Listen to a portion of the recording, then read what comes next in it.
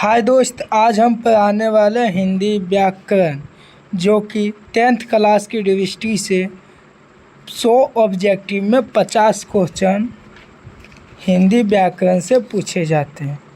आज हम पढ़ाने वाले हिंदी कौन लिपि में लिखा जाता है, तो हिंदी देवनागरी लिपि में लिखा जाता है। हिंदी कौन लिपि में लिखा जाता है? देवनागरी लिपि में लिखा जाता है। उसके बाद देवनागरी लिपि बायां से दायां की ओर लिखी जाती है। देवनागरी लिपि बायां से दायां लिखी जाती है। और देखते हैं देवनागरी लिपि में कौन कौन भाषा लिखा जाता है। जैसे हिंदी कौन लिपि में देवनागरी लिपि, नेपाली कौन लिपि में देवनागरी लिपि, मराठी कौन लिपि में देवनागरी लिपि, संस्कृत कौन लिपि में देवनागरी लिपि में। ये 4 भाषा है जो कि देवनागरी लिपि में लिखा जाता है।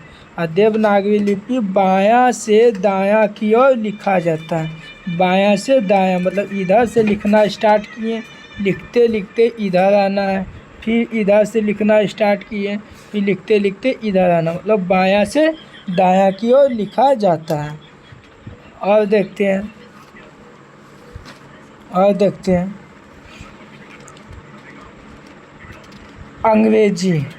अंग्रेजी जब लिखते तो देखना है जैसे पर वैसे लिखते हैं, जैसे रोम जैसा खड़ा हो जाता है। इसलिए अंग्रेजी कौन लिपि में? रोमन लिपि में। उसके बाद उर्दू कौन लिपि में? फारसी लिपि में। उर्दू कौन लिपि में? फारसी लिपि में। पंजाबी कौन लिपि में? गुरुमुखी लिपि में। अब आगे आते, एक बार फिर से रिवीजन करते। हिंदी कौन लिपि में? देवनागरी लिपि। नेपाली कौन लिपि में? देवनागरी लिपि। मराठी कौन लिपि में? देवनागरी लिपि। संस्कृत कौन लिपि में? देवनागरी लिपि। अंग्रेजी कौन लिपि में? रोमन लिपि। उर्दू कौन लिपि में? फारसी लिपि। और पंजाबी कौन लिपि में? गुरुमुखी लिपि में।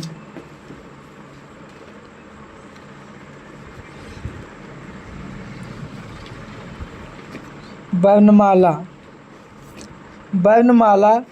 वर्णों के समूह को वर्णमाला कहते हैं। किसका समूह होना चाहिए? वर्ण का। वर्णों के समूह को वर्णमाला कहते हैं। या कहीं कहीं लिखल होगा वर्णों के समुदाय समुदाय को क्या कहते हैं? वर्णमाला कहते हैं। वर्णमाला की इकाई को वर्ण कहते हैं। आधुनिक हिंदी व्याकरण में वर्ण की संख्या 52, लेकिन पहले के गो था 47 गो। के गो था? 47 गो था।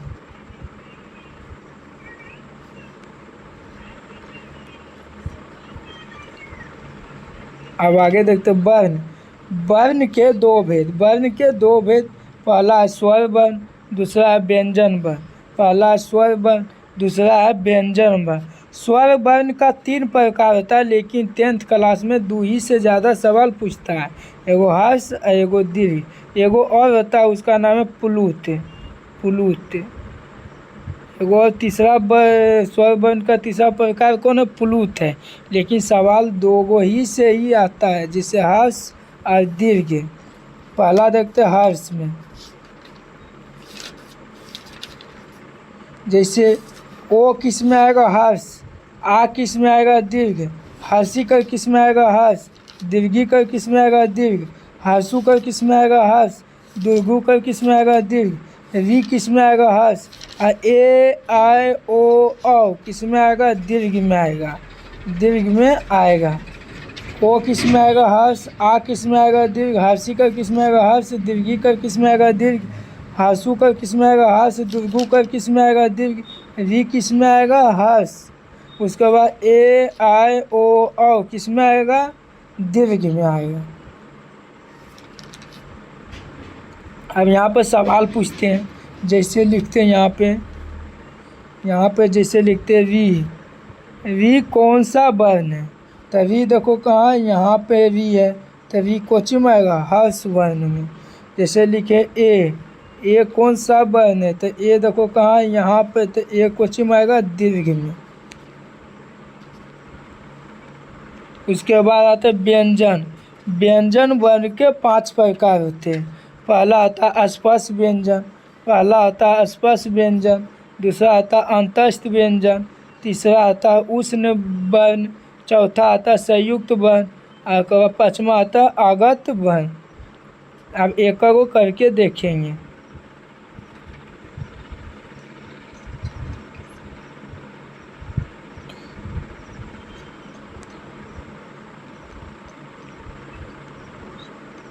जैसे यहाँ पे देखते हैं आसपास व्यंजन, आसपास व्यंजन, आसपास व्यंजन में पूरा को वर्ग आएगा आसपास व्यंजन में, चो वर्ग आएगा आसपास व्यंजन में, टो वर्ग आएगा आसपास व्यंजन में, तो वर्ग आएगा आसपास व्यंजन में, और पो वर्ग आएगा आसपास व्यंजन में।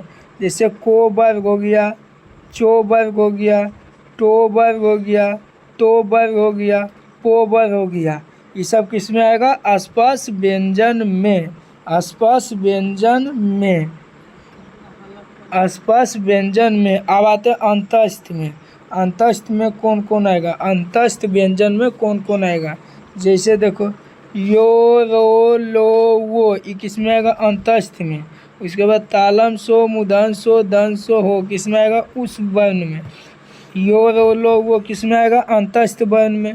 तालम सो, मूर्धन सो, दंत सो, हो किस में आएगा? उष्ण वर्ण में, उष्ण वर्ण में। उसके बाद अच्छो, तरो, ज्ञा, सरो, ये सब किस में आएगा? संयुक्त वर्ण में।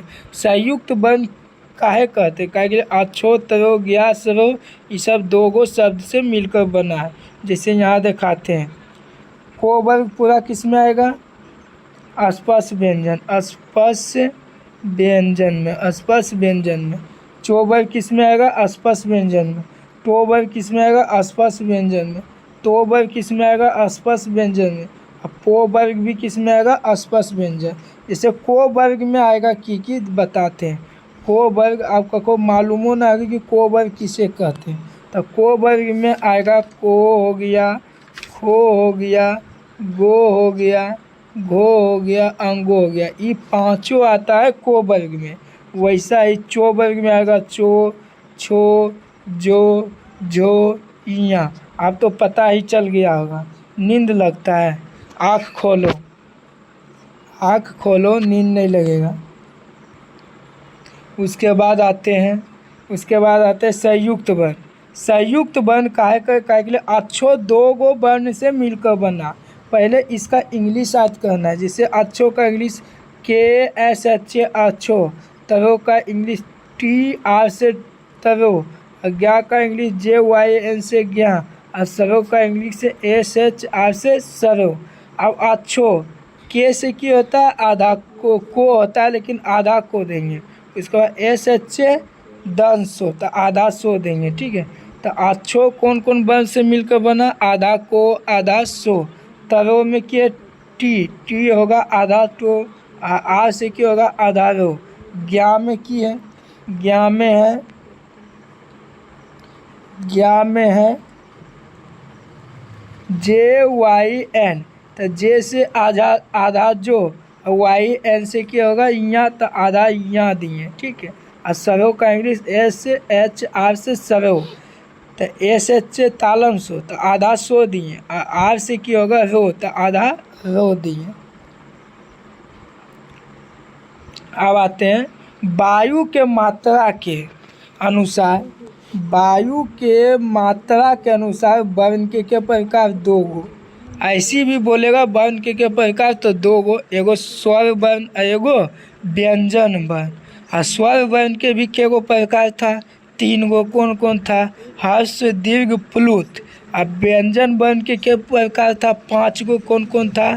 पहला था आसपास व्यंजन, दूसरा था उष्ण व्यंजन, तीसरा था संयुक्त व्यंजन, और चौथा था आगत व्यंजन, और एगो और था संयुक्त व्यंजन।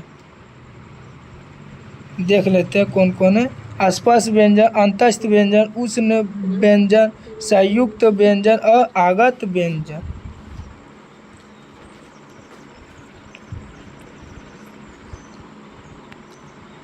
वायु के मात्रा के अनुसार वर्ण के प्रकार दो गो। पहला कौन था? अल्प प्राण, दूसरा की है महाप्राण। अल्प प्राण को पहचानने का नियम। अल्पविराम को पहचानने का नियम मतलब पहला, तीसरा और पाँचवा अक्षर आवे वो अल्पविराम होगा। उसके बाद दूसरा, उसके बाद चौथा आवे तो वो महाप्राण होगा। जैसे को है पहला तो क्या होगा अल्पप्राण, खो है दूसरा तो क्या होगा महाप्राण, गो है तीसरा तो क्या होगा अल्पप्राण, घो है चौथा इसलिए क्या होगा महाप्राण, अंगो है पाँचवा इसलिए क्या होगा अल्पप्राण होगा। एक बार फिर से बोलते हैं, अल्पप्राण पहचानने का नियम है पहला, तीसरा, पाँचवा, पहला, तीसरा, पाँचवा, पहला, तीसरा, पाँचवा। और महाप्राण पहचानने का नियम है दूसरा, चौथा, दूसरा, चौथा। इसका लास्ट में ऑब्जेक्टिव भी करेंगे। अब इसमें अंतस्थ वर्ण, अंतस्थ वर्ण जैसे अंतस्थ वर्ण हमको मालूम था यो, रो, लो, वो अंतस्थ वर्ण था तो ई आएगा अल्पप्राण में। अतालम सो मूर्धन सो दंत सो हो ये आएगा किसमें महाप्राण में। अब आते ध्वनि के उच्चारण के अनुसार या झंझनाहट के उच्चारण के अनुसार वर्ण के प्रकार दो गो, के गो है दो गो है। पहला की है आघोष वर्ण, आघोष वर्ण, दूसरा की है घोष वर्ण। आघोष वर्ण उच्चारण में ध्वनि में ज़्यादा झंझनाहट हो, उच्चारण में ध्वनि में ज़्यादा झंझनाहट हो, हर वर्ण का पहला और दूसरा। हम सीधा से ही बात करते हैं कि पहला दूसरा, पहला दूसरा, पहला दूसरा आघोष वर्ण होगा और तीसरा, चौथा और पाँचवा होगा घोष वर्ण। पहला दूसरा किस में होगा अघोष वर्ण और तीसरा, चौथा, पाँचवा होगा घोष वर्ण। अब यहाँ देखते हैं, जैसे देखो पहला को की है पहला, खो की है दूसरा तो ये दोनों किस में आया अघोष वर्ण में। और गो की है तीसरा, घो की है चौथा, अंगो की है पाँचवा, ये किस में आएगा घोष वर्ण में। अब उच्चारण स्थान देखते हैं, उच्चारण स्थान, उच्चारण स्थान जैसे उच्चारण स्थान देखते हैं जैसे अकु विसर्ग कंठराम, अकु विसर्ग कंठराम, अकु विसर्ग कंठराम।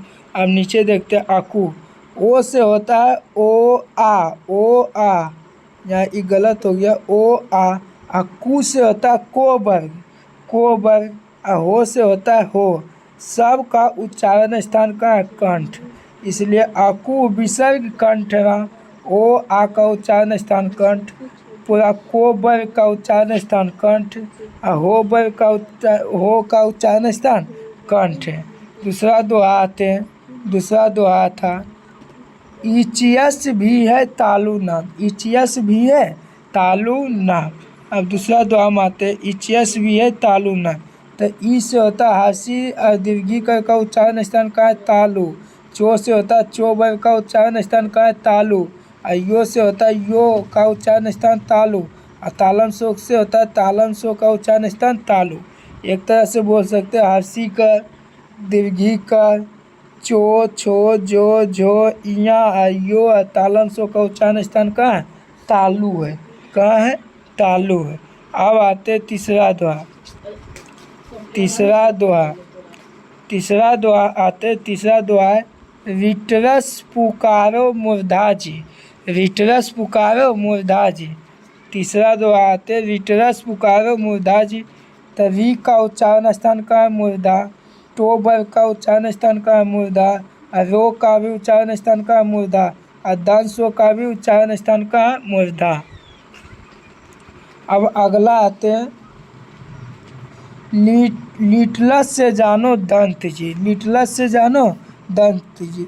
लिवी का उच्चारण स्थान दंत, टोबर का उच्चारण स्थान दंत, लो का उच्चारण स्थान दंत, और दंसो का उच्चारण स्थान दंत।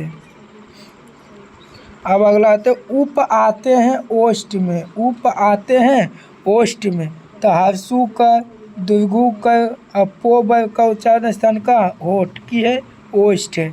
इससे हर्षु कर हो गया, दुर्गु कर हो गया, पो हो गया, फो हो गया, बो हो गया, भो हो गया, मो हो गया। इस सब के उच्चारण स्थान कहाँ? होठ में। केवल वो दंतोष्ठ में, केवल वो दंतोष्ठ में, मतलब वो का उच्चारण स्थान दंत प्लस ओष्ठ दोनों में होता है। अब अगला दोहा, ए ऐ कहे कंठे तालु, मतलब ए और ऐ का उच्चारण स्थान कहाँ है? कंठ और तालु दोनों। ओ औ कंठोष्ठ में, मतलब ओ और औ का उच्चारण स्थान क्या है? कंठ प्लस ओष्ठ।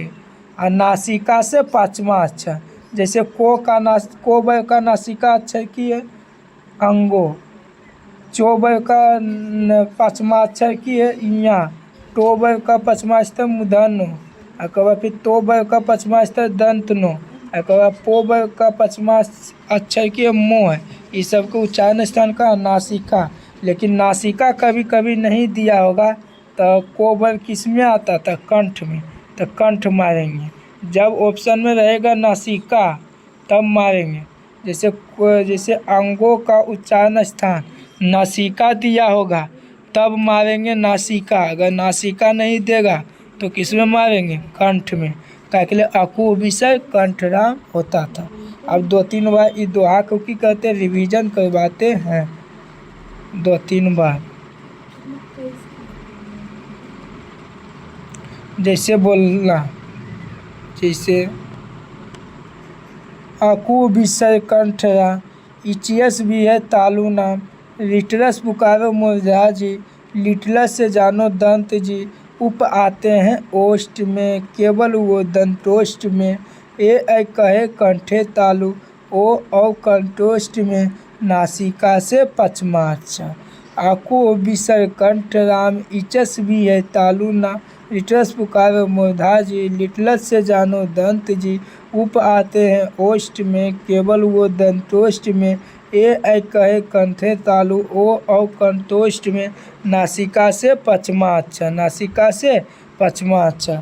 अगर जिसको याद ना हुआ वो एक बार कॉपी में ज़रूर नोट कर ले, कॉपी में ज़रूर लिख लेना है इसको कॉपी में ज़रूर लिख लेना है। अब कि हुआ वर्ण विचार समाप्त हुआ, वर्ण विचार समाप्त हुआ, वर्ण विचार समाप्त हो गया है।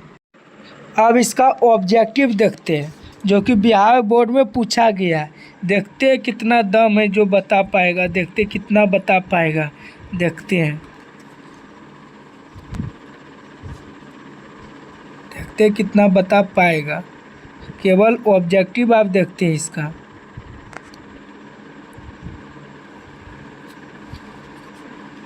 देखो यहाँ बिहार बोर्ड का ऑब्जेक्टिव लिए हैं, यहाँ पे देखो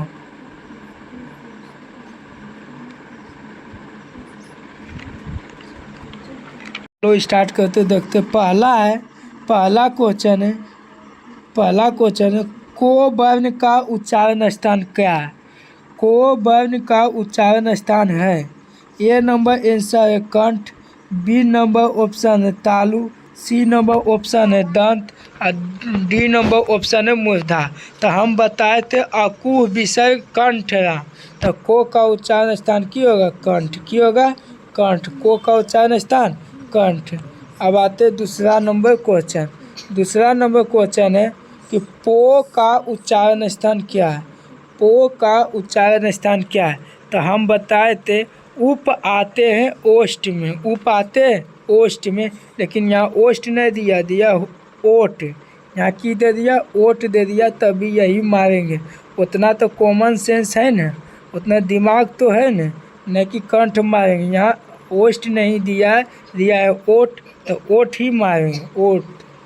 अब आते हैं अगला तीसरा नंबर क्वेश्चन है चो का उच्चारण स्थान।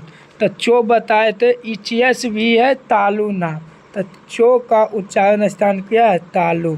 अब आते खो का उच्चारण स्थान। तो हम बताए थे कि आकू, तो को वर्ग पूरा आता था कंठ में, तो खो भी किस में आएगा? को वर्ग में ही, इसलिए इसका भी क्या होगा? कंठ होगा। इसका भी क्या होगा? कंठ होगा। इसका भी क्या होगा? कंठ होगा। अब 5 नंबर क्वेश्चन देखते हैं। यदि ए के बाद कोई भी भिन्न स्वर आए तो ए किसमें परिवर्तित हो जाता है।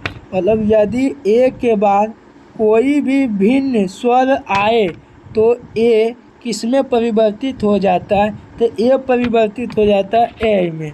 किसमें हो जाता है, ए में। ठीक है। अब अगला आते हैं 6 नंबर क्वेश्चन।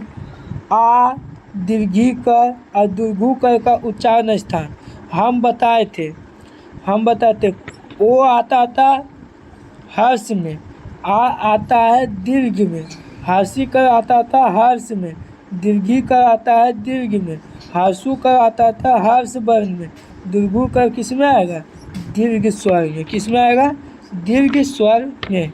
कोई दिक्कत ना होना चाहिए। अब आते आगे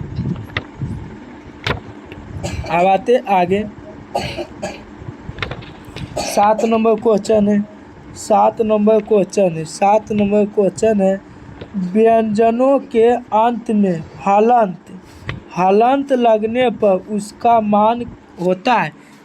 हलंत जब लग जाता है, जैसे को में हलंत लगा दिए तो की हो गया आधा को, इसलिए उसका मान क्या होता है, आधा। की होता है आधा। अब आते हैं 8वां नंबर क्वेश्चन है, दो का उच्चारण स्थान क्या है। दो का उच्चारण स्थान तो हमें बोले थे लिटलस से जानो दंत जी। तो लिटलस टो वर्ग आता था, तो वर्ग में ही आता है दो, तो दो का उच्चारण स्थान क्या होगा, दंत। क्या होगा, दंत होगा।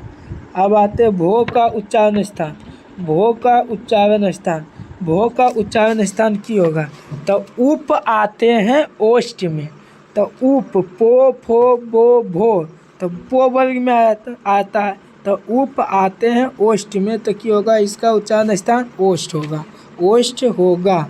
अब आते अंगों का उच्चारण स्थान क्या होगा। हम बोले थे 5वां अक्षर नासिका से, लेकिन नासिका नहीं दिया जाता, नहीं देल रहेगा, तब की मारेंगे, तो को वर्ग किस में आता था, कंठ में, तो की मारेंगे, कंठ।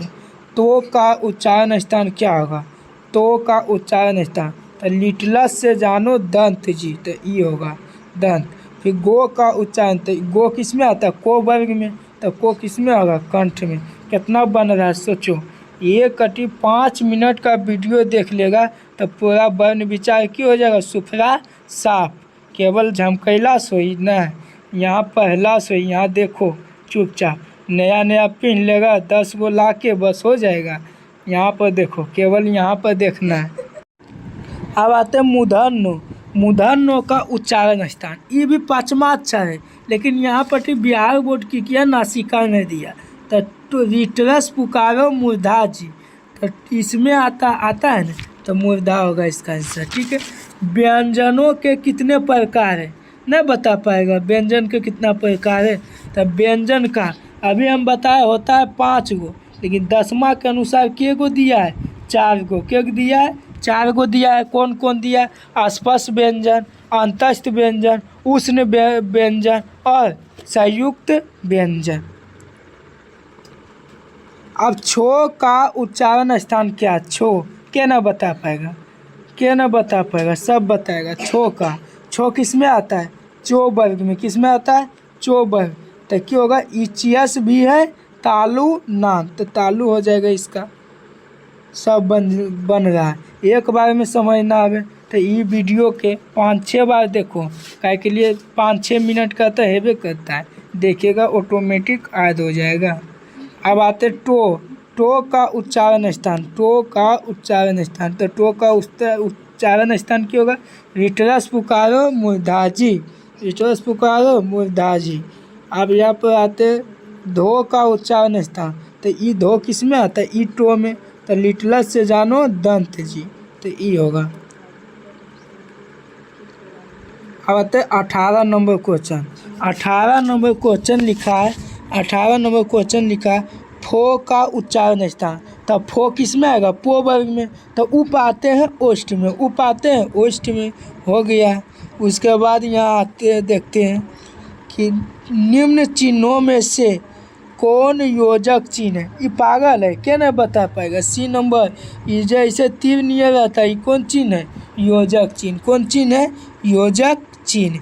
एग्जाम के टाइम में मात्र ये वीडियो देख लेना, उसके बाद सब समझ आ जाएगा।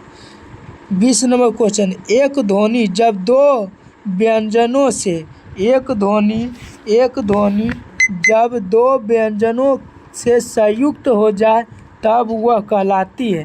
काय के लिए हम बताए थे? अच्छो दो वर्ण से मिलकर बना, आधा को आधा सो, तो दो वर्ण मिला है ना, दो व्यंजन वर्ण मिला है, तो ये क्या होगा? संयुक्त वर्ण होगा। कितना हल्का है। अब यहाँ 21 नंबर क्वेश्चन है। 21 नंबर क्वेश्चन है। एक मात्रिक स्वर निम्न में से कौन है? एक मात्रिक स्वर निम्न में से कौन है? तो एक मात्रिक स्वर कहते हैं हर्ष स्वर को। कौन स्वर को कहते हैं? हर्ष स्वर को कहते हैं एक मात्रिक स्वर। एक मात्रिक स्वर किसे कहते हैं? हर्ष स्वर को कहते हैं। अब 22 नंबर क्वेश्चन है।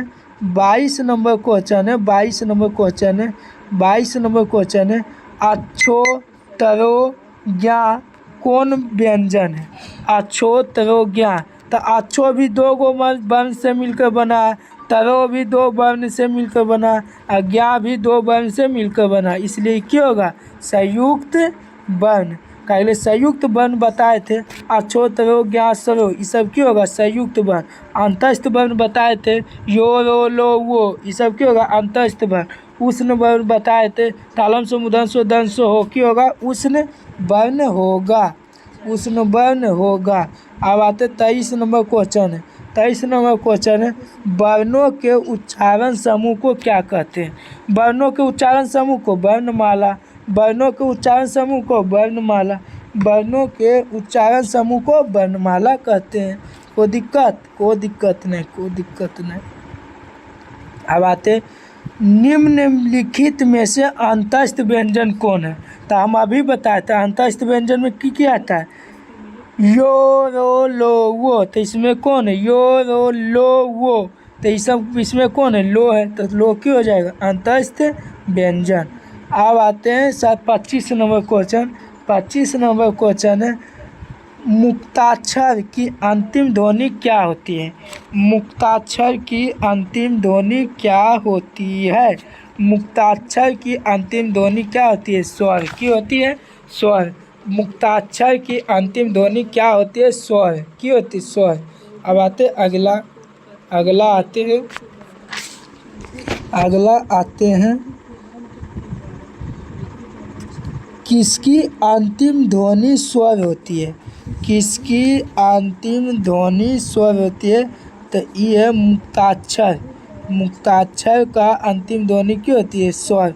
अगले 25 नंबर पढ़े थे कि मुक्ताक्षर की अंतिम ध्वनि होती है स्वर, तो वही क्वेश्चन दिया है, लेकिन क्या उल्टा दिया। किसकी ध्वनि स्वर होती है? तो मुक्ताक्षर का। अब आते 27 नंबर क्वेश्चन। 27 नंबर क्वेश्चन आते, स्वरों के उच्चारण में लगने वाला समय के आधार पर स्वर वर्ण के कितने भेद हैं? स्वरों के उच्चारण में लगने वाला समय के आधार पर स्वर वर्ण के क्या भेद है? तो हम बताए थे 3 गो। क्या गो भेद है? 3 गो। कौन? हर्ष दीर्घ प्लुत। अब 28 नंबर क्वेश्चन आते हैं। 28 नंबर, लो कौन व्यंजन है? तो यो रो लो वो, ये सब कौन? अंतस्थ व्यंजन। उष्ण व्यंजन में क्या होगा? तालम सो मूर्धन सो दंत सो हो। अस्पष्ट व्यंजन में क्या होगा? कोबर चोबर टोबर तोबर पोबर होगा। 29 नंबर क्वेश्चन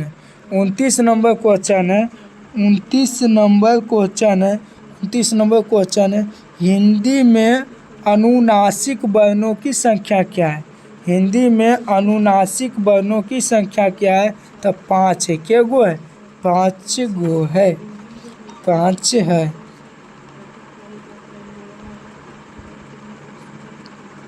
अब आगे आते हैं 30 नंबर क्वेश्चन। 30 नंबर क्वेश्चन है, निम्न में से कौन उष्ण व्यंजन है? तो उष्ण में बताए थे तालंशो, मूर्धन्यो, दंशो हो, तो इसमें क्या है दंशो, तो ये हो जाएगा उष्ण। 31 नंबर, निम्न में से कौन आघोष वर्ण है? तो आघोष वर्ण के पहचानने का नियम बताए थे कि पहला दूसरा क्या होगा आघोष, तो ई की है छो की है दूसरा, तो ई क्या होगा आघोष, क्या होगा ई क्या होगा आघोष होगा, पहला दूसरा आघोष, तो छो कोची है आघोष है, क्या है आघोष है। उसके बाद आते हैं 32 नंबर क्वेश्चन। 32 नंबर क्वेश्चन आते हैं जो का उच्चारण स्थान, तो चो छो में आता है जो, तो इचस भी है तालु ना, तो ये हो जाएगा। उसके बाद 33 नंबर क्वेश्चन आते हैं, निम्न में से कौन महाप्राण व्यंजन है? अल्प प्राण में बताए थे पहला, तीसरा, पाँचवा अल्प प्राण, उसके बाद दूसरा, के बाद चौथा की होगा महाप्राण, तो दूसरा इसमें की है थो है, की है थो की है दूसरा है। अब 34 नंबर क्वेश्चन है, 34 नंबर क्वेश्चन है, 34 नंबर क्वेश्चन, 34 नंबर क्वेश्चन है, हिंदी में उद्धरण चिन्ह के कितने रूप हैं? उद्धरण चिन्ह के कितने रूप हैं? हिंदी में उद्धरण चिन्ह के कितने रूप है? तो दो है, क्या गो है दो गो है। अब 35 नंबर क्वेश्चन आते हैं। 35 नंबर, उच्चारण में वायु प्रक्षेप की दृष्टि से व्यंजनों के कितने भेद हैं? तो मतलब ये पूछ रहा वायु प्रक्षेप मतलब वायु के मात्रा के अनुसार, तो वायु के मात्रा के अनुसार क्या गो है दो गो, एगो अल्प प्राण एगो महाप्राण, एगो अल्प प्राण एगो महाप्राण। उसके बाद 36 नंबर क्वेश्चन है, शब्द बोलते समय अर्थ या उच्चारण की स्पष्टता के लिए जब हम किसी अक्षर पर विशेष बल देते हैं तब इस क्रिया को क्या कहते हैं? तब इस क्रिया को क्या कहते हैं? तो इस क्रिया को कहते हैं, इस क्रिया को कहते हैं बालाघात, बालाघात कहते हैं। 37 नंबर क्वेश्चन है, 37 नंबर क्वेश्चन है, जिस छंद में 4 चरण और प्रत्येक चरण में 16-16 मात्राओं होती है उसे कौन छंद कहते हैं? उसे कौन छंद कहते हैं? तो उसे कहते हैं चौपाही छंद। उसे कौन छंद कहते हैं? चौपाही छंद। ये 2025 में पूछा गया था। अब 2025 का ही क्वेश्चन आएगा, अब पूरा क्या आएगा 2025 का क्वेश्चन आएगा। अब 38 नंबर क्वेश्चन है, 38 नंबर क्वेश्चन है, जहाँ वर्णों की एक या अनेक बार आवृत्ति हो वहाँ कौन अलंकार होता है? ये अलंकार में आ गया, ये आगे पढ़ेंगे। उसके बाद 39 नंबर, निम्न में से कौन अल्प प्राण व्यंजन है? अल्प प्राण बताए थे पहला, तीसरा, पाँचवा की था अल्प प्राण, तो इसमें पहला, तीसरा, पाँचवा में कौन है? देखो ठो की है दूसरा, बो की है दूसरा, भो की है चौथा, फो की है दूसरा, तो अल्प प्राण की था पो, फो, बो, भो, तो बो है तीसरा, बो की है तीसरा, तो ई की होगा अल्प प्राण। 40 नंबर, ये सब 2025 में पूछा गया। देखो 2025 में 40 नंबर क्वेश्चन है, निम्न में से कौन महाप्राण व्यंजन है? तो महाप्राण के लिए बताए थे दूसरा चौथा, तो दूसरा चौथा में कौन है? दूसरा चौथा को है पहला, चो है पहला, यहाँ है पाँचवा, तो ढो की है चौथा, तो यही होगा। उसके बाद 41 नंबर क्वेश्चन है, 41 नंबर क्वेश्चन, निम्न में से कौन पंचमाक्षर है? निम्न में से कौन पंचमाक्षर है?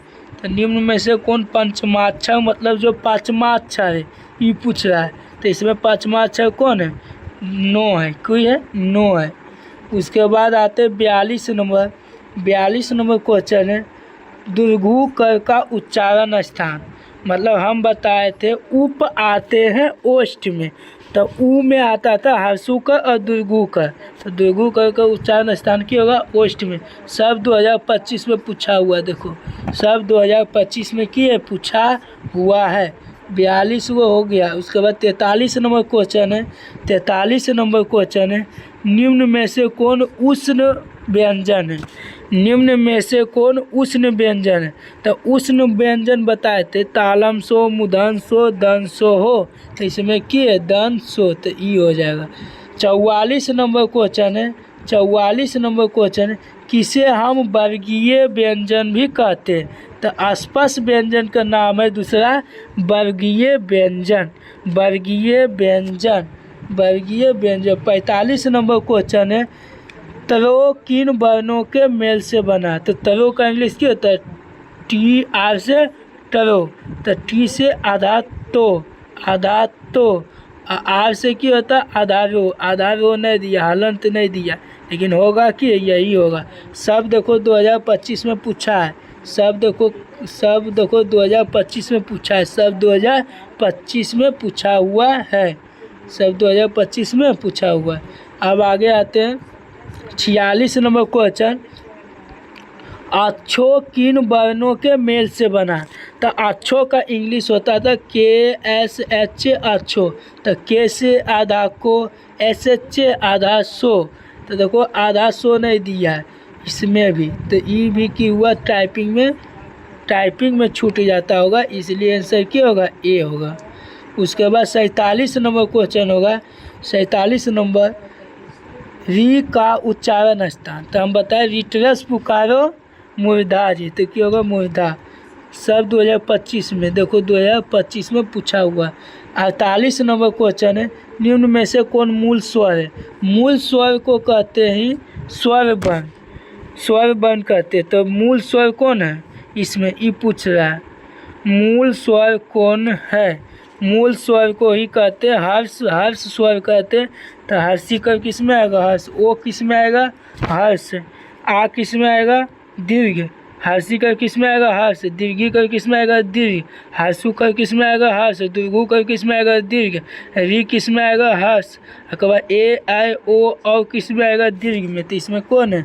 हर्षी कर है, इसलिए क्या होगा? मूल स्वर। मूल स्वर का ही नाम है हर्ष स्वर। हर्ष स्वर, हर्ष स्वर है। अब आगे आते हैं 49 number question. 49 number question, 49 number question है, निम्न में से कौन सा उष्ण व्यंजन है? तो उष्ण व्यंजन बोले थे तालम सो, मूर्धन सो, दंत सो हो। तो क्या है यहाँ? दंत सो। तो यही होगा। 50 नंबर क्वेश्चन है। 50 नंबर क्वेश्चन है। 50 नंबर, किस मात्रिक छंद के पहले और तीसरे चरण में 13-13 तथा दूसरे और चौथे चरण में 11-11 मात्राएं होती है? तो दोहा में। ये दूसरा चैप्टर से, कोई दिक्कत नहीं। ये ऐसी हो भी 1-2 को छोड़ ही देना है, तो ना कि 50 में 50 बना दोगी, ऐसा तो नहीं है ना। 100 को देता है ऑब्जेक्टिव, उसमें कितना कहता है? 50 को बनाने के लिए। तो 50 को कहता है छोड़ने के लिए, तो उसमें 10 को छूटिए जाएगा तो क्या होगा? कुछ नहीं होगा। उसके बाद आते 51 नंबर क्वेश्चन है, आसपास व्यंजनों की संख्या कितनी होती है? तो 25 होती है। क्या होती है? 25 को। जैसे को वर्ग में 5, चो वर्ग में 5, टो वर्ग में 5, तो वर्ग में 5 और पो वर्ग में 5। तो 25 25 25 25। अब 52 नंबर आते। 52 नंबर क्वेश्चन, 52 नंबर, निम्न में से कौन वर्ण अल्प प्राण है? तो अल्प प्राण हम पहचानने का नियम बताए थे। अल्प प्राण पहला, तीसरा, पाँचवा, ये क्या आता था? अल्प प्राण। तो देखो पहला, तीसरा, पाँचवा है कहीं? तो पहला, तीसरा, पाँचवा। तो पाँचवा कौन है? अंगो पाँचवा। तो क्या होगा? अल्पप्राण। 53 नंबर क्वेश्चन है, निम्न में से कौन महाप्राण व्यंजन है? महाप्राण बताया तो दूसरा और चौथा। तो दूसरा है इसमें या चौथा है इसमें? देखो तो इसमें पो है पहला, छो है दूसरा, तो यही होगा। ई तो है दोहा, ई है अलंकार से, ई आगे पढ़ेंगे, ये अलंकार से। सोचो इसमें कितना पूछा हुआ है 2025 में। अगर 2025 में एग्ज़ाम देती या देता तो बल्ले बल्ले हो जाता। अगले देखो क्या पूछा है, 1 2 3 4 5 6 7 8 9 10 11 12 13 14 14 14 15 16 17 18 18 गो वर्ण से पूछा गया है। सोचो 100 गो में 18 गो केवल वर्ण से ही बन जाएगा। अच्छा लगे तो लाइक करना, सब्सक्राइब करना, और आगे व्याकरण का वीडियो लेके आएंगे, और हिंदी का भी, और मैथ का भी लेकर आएंगे, जो कि सब याद होगा क्लास में ही। आज के लिए बाय बाय, आज के लिए बाय बाय, टाटा।